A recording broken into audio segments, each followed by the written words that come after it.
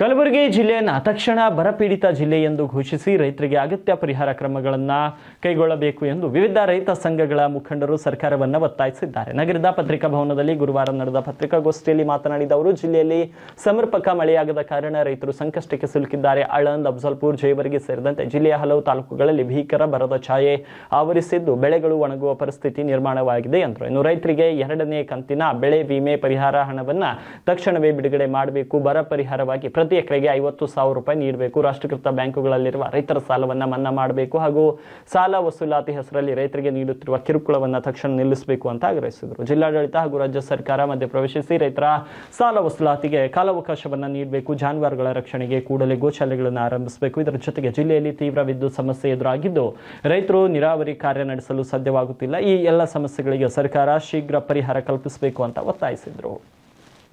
ತುರ್ತಾಗಿ ಮಾಡಬೇಕಾಗಿರ್ತಕ್ಕಂಥ ಕೆಲಸ ಇವತ್ತು ಬರಗಾಲನ್ನ ಘೋಷಣೆ ಮಾಡಬೇಕು. ಬರಗಾಲ ಪರಿಹಾರ ಪ್ರತಿ ಎಕರೆಗೆ 50,000 ರೂಪಾಯಿ ಪರಿಹಾರವನ್ನು ಕೊಡಬೇಕು. ಬರಗಾಲದ ವಿಮೆ ಹಣವನ್ನು ಬಿಡುಗಡೆ ಮಾಡಬೇಕು, ಮಂಜೂರಿ ಮಾಡಬೇಕನ್ನೋಂಥ ಮಾತನ್ನು ಹೇಳ್ತಿದ್ದೀವಿ. ಜೊತೆಗೆ ಹಳೆ ವಿಮೆ ಹಣವನ್ನು ಕೂಡ ಇವತ್ತು ಕೊಡ್ತೀವಿ, ನಾಳೆ ಕೊಡ್ತೀವಿ ಅನ್ನೋಂಥ ಮಾತನ್ನು ಹೇಳ್ಕೊಂಡು ಬಂದಿದ್ದಾರೆ. ಕೊಡಲಿಲ್ಲ ಹಳೆ ವಿಮಾ ಹಣವನ್ನು ಕೂಡ ತುರ್ತಾಗಿ ರೈತರ ಖಾತೆಗೆ ಜಮಾ ಮಾಡಬೇಕು ಅನ್ನೋಂಥ ಮಾತನ್ನು ಒತ್ತಾಯ ಮಾಡ್ತಾ ಇದ್ವಿ. ಇದರ ಜೊತೆಯಲ್ಲಿ ಇವತ್ತು ರೈತರ ಸಾಲ ರಾಷ್ಟ್ರೀಕೃತ ಬ್ಯಾಂಕಿನ ಸಂಪೂರ್ಣವಾಗಿ ಸಾಲ ಮನ್ನಾ ಮಾಡಬೇಕು.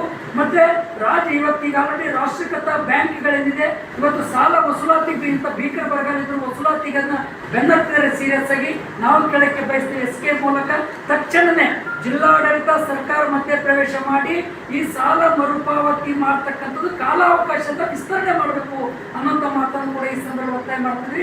ದನ ಕರೆಗಳಿಗೆ ಕಣಕಿ ಗೋಶಾಲೆಯನ್ನು ತೆರಿಬೇಕು ಅಂತಕ್ಕಂಥ ಮಾತನ್ನು ಈ ಸಂದರ್ಭದಲ್ಲಿ ನಾವು ಕೇಳಕ್ಕೆ ಬಯಸ್ತಾ ಇದೀವಿ ಅನ್ನೋಂಥ ಮಾತನ್ನು ಹೇಳ್ಕೊಳ್ತೀವಿ. ಇದ್ರ ಜೊತೆಗೆ ಅಂತರ್ಜಲ ಮಟ್ಟ ಕುಸಿದು ಹೋಗ್ತದೆ.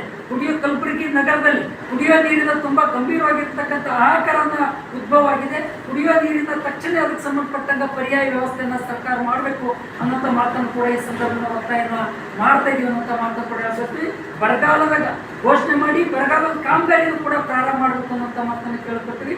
ಇದ್ರ ಜೊತೆಯಲ್ಲಿ ವಯಸ್ಸಾಗಿರ್ತಕ್ಕಂಥ ಪಿಂಚಣಿ ಹಣನ ಮಾಶಾಸನ 4 ತಿಂಗಳಾಯ್ತು, ಇಲ್ಲಿವರೆಗೂ ಕೂಡ ಯಾವುದೇ ಕಾರಣಕ್ಕೂ ಬಿಡುಗಡೆ ಮಾಡದೆ ಪೆಂಡಿಂಗ್ ಇರ್ತಕ್ಕಂಥದ್ರಲ್ಲಿ ಅದನ್ನ ತಕ್ಷಣ ಹಣ ಬಿಡುಗಡೆ ಮಾಡಬೇಕು ಅನ್ನೋಂಥ ಮಾತನ್ನ ಕೇಳಿಕೊಡ್ತೀವಿ.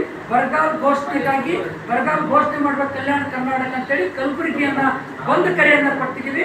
ನಾವು ಅವ್ರಿಗೆ ಗಡುವು ಕೊಟ್ಟಿದ್ದೀವಿ. 12 ದಿನ ಒಳಗಾಗಿ ಕಲಬುರಗಿಯನ್ನ ಬಂದ ಬರಗಾಲ ಘೋಷಣೆ ಮಾಡಲಿಲ್ಲ ಅಂದ್ರೆ 17ನೇ ತಾರೀಕು ನಾವು 17/8/2026 ಆಗಸ್ಟ್ 17ನೇ ತಾರೀಕಿನ ಕಲಬುರಗಿಯನ್ನ ಬಂದನ್ನ ಕರೆ ಕೊಟ್ಟಿದ್ವಿ. ಅದರ ಪೂರ್ವಭಾವಿಯಾಗಿ ಕಲಬುರಗಿ ಜಿಲ್ಲೆಯಾದ್ಯಂತ ಕಲಬುರಗಿಯಲ್ಲಿರ್ತಕ್ಕಂಥ ಎಲ್ಲಾ ರಿಂಗ್ ರೋಡ್ಗಳನ್ನ ರಸ್ತಾರೋಕ ಚಳವಳಿಗಳನ್ನು ನಡೆಸ್ತಿದ್ವಿ. ಎಲ್ಲ ತಾಲೂಕಾ ತಹಸೀಲ್ ಕಚೇರಿಯನ್ನ ಪಿಕೆಟಿಂಗ್ ಅನ್ನ ಮಾಡ್ತಿದ್ವಿ.